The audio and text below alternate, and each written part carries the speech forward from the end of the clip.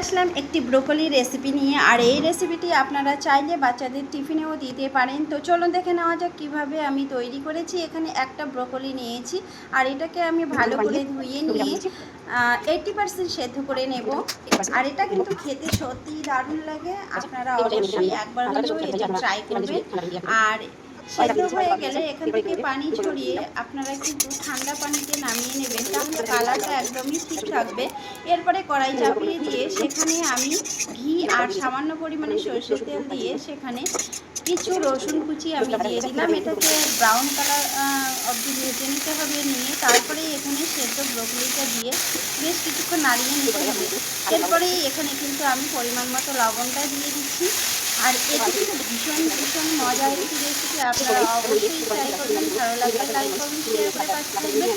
আর শেষে এখানে কিন্তু আমি 4টে গোলমরিচ কুচি করে দিয়েছি।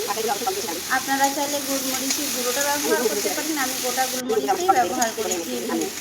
আর এটি আমার কিন্তু হয়ে গেছে, এখন আমি নামিয়ে নিচ্ছি। আর আমি একটা খেয়ে টেস্ট করে দেখলাম, ভীষণ টেস্টি হয়েছে।